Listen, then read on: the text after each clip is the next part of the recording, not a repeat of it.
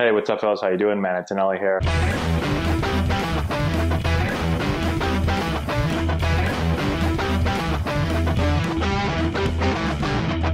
Okay, today I want to talk about correcting flaws in the swing. And this is something I see a lot. Be careful with creating a completely new mechanic to correct a flaw or compensate for a flaw, because that correction could then create a whole new flaw. Let me explain what I mean. So let's say you have a player, right? And this happens all the time. This happened to me yesterday. You have a player, right, that, let's say when they stride into the plate, okay? So they dive into the plate. Is it okay to be slightly closed when your front foot lands? Yes. But the way I explain it is that if I dive, I can't feel my momentum diving into the plate, because then it gets more difficult to turn, okay? So let's just say for this example, and there's tons of examples we can use, that the player is really diving into the plate. One thing that a lot of coaches, or I'll have a lot of parents say, is, well, in order to get them to stop diving into the plate, I open their stance up a lot. And so now when they dive, they'll dive, but they'll dive more straight, right? Their feet will be aligned, okay? And so this happens with everything, okay? I've got a player that strides this way, and they're out of posture, and they go like this. So the parent or coach say, so I close them off a lot, so that now when they fall open this way and they step out like this and they lose their posture, but now their feet are aligned. So now, we've got them to stride straight. And so they're making all these new mechanical changes to compensate for a really bad move that they were already making. And so now a lot of times we still have the bad move, but we're now in a worse position to hit from. And so you do this too much, and all of a sudden now you've got like 6 swing flaws instead of just 1 swing flaw. And so my approach on this is to just correct the flaw at the beginning. Let's just correct it. Instead of making all these little changes, all these new mechanics to try to correct it. And the way I explained it to the parent when they asked me is that making a new, right, changing, okay, I'm diving in, so let's open up, or, I'm stepping out, so let's close up. That's like trying to put like a little tiny Band-Aid on a really big wound, a wound that should not need a Band-Aid. This thing needs to require some type of surgery or maybe some stitches. And so I can't just try to put a little Band-Aid there and make, an adjustment or a compensation for that flaw. So let's talk about a couple things. And we'll start off with the example of the striding and stride direction and where the momentum's going, but you can really use this. This happens with everything, okay? This just happened to be what was talked about last night. So what I always do is, let's say we've got a player that is stepping out here, right? Stepping in the bucket. And if you type into YouTube how to stop stepping in the bucket, probably going to get a whole lot of views on it, because a lot of kids want to go this way with their swing. So if I have that player doing that, I'm not going to just say, well, close your stance, okay? What I'm going to do is I'm going to talk to the player about, why are they stepping in the bucket? Why are they stepping out? Why are they pulling off the ball first? Then we're going to talk about, what do we need to do differently?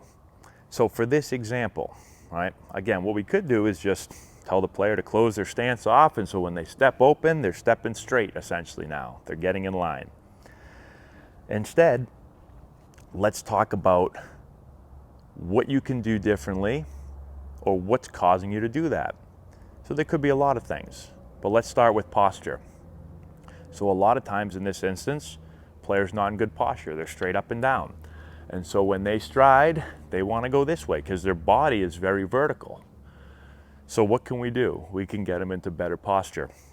Butt out, chest over, feeling over the plate. 9 times out of 10, when I get the player to get into better posture, and now they stride, they all of a sudden start going straighter, right? So they're here, they're very rarely going to go out here if they're in good posture, right? Now every player needs to be in good posture. So this isn't just like putting a Band-Aid on it and doing this. This is a core thing. Core thing. Good posture allows the player to stride out. So that's the first simple step. Second thing for this, maybe the player is a little bit scared because, again, I had this with a player last night. Player stepped out here, we talked about posture. He said, you know, I feel like I step out there because I'm afraid to get hit with the ball. Fair enough. He was 9 or 10 years old. Fair enough. So we talked about not only getting in good posture, because he felt like still that he wasn't going to be comfortable. I talked about how to get hit with a pitch properly, right? Because he said, I feel like I'm going to get hit and it's dangerous. It's part of the game, right? And as he gets older, I explained he'll feel more comfortable. As pitchers become a little bit more, better with their control, he should feel more comfortable. But I have to feel confident that I can stride straight and stay in there. And if a ball does come at me, that I can take it properly. A lot of times I see with young players, they don't take a hit by pitch properly. They start to open up like this. They get drilled. I saw my son do it. He's 7 years old. Something I need to work with him on is they always want to kind of open up this way really quick and expose everything to the ball. When you've got to feel like you can turn in this way and get hit. So working on that, talking to the player about that. One thing my dad really likes to do is he'll have like squishy balls and he'll have a couple of them in his bucket. And when he's throwing, short toss, overhand toss, whatever, he'll throw the ball in at the hitter sometimes. I think he just likes to, hit kids, but he'll throw that ball inside and make sure the hitter isn't bailing, isn't turning out this way. And they get comfortable just kind of rolling their shoulder in and getting hit. And so that's another way to work on it, right? It was good until he started throwing real baseballs at kids, but I'm just kidding. He didn't do that. So that's another way to do it. But figuring out, right, posture almost always works. For that example, I talked to the player, okay, let's figure out something else, right? We're not just making something up, but we're actually working on mechanics that everyone should have.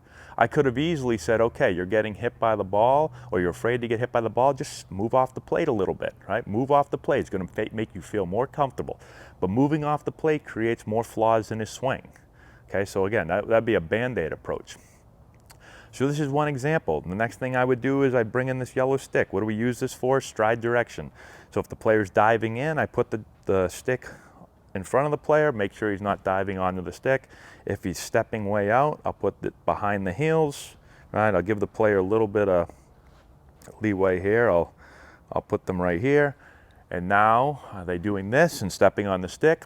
Allows them to feel it, get in better posture, stride straighter, right? So you can use different tools. But that's the way I'm going to go about it. I'm not just going to put a Band-Aid on it and say, oh, close your stance off. Right? So now when you bail out of there, you'll at least bail out and be straight. No, it's not going to help. It's going to create more flaws. Fix the root of the problem. Lots of ways to do it. Drills, talking about mechanics, talking mentally. So hopefully that helps. Can't go through all the examples today, but that's just one main one that I saw last night. So if you have other questions on mechanics, right? Maybe you have a mechanical issue. Check out our hitting course. You can go to the description box below. We talk about 40 drills that we have that fix all different types of swing problems. I'm sure there's one in there that will help you out depending on what your problem is. So that's all we got. Thanks for watching. Subscribe to the channel, hit the notification bell, all that good stuff. We'll talk to you later. If you've enjoyed this video and want to learn more about building the elite swing, check out our new course. We have over 2 hours of content, almost 30 hitting drills. We break down the exact mechanics that you're going to want to implement into your swing. I've put the link in the description if you want to go check it out.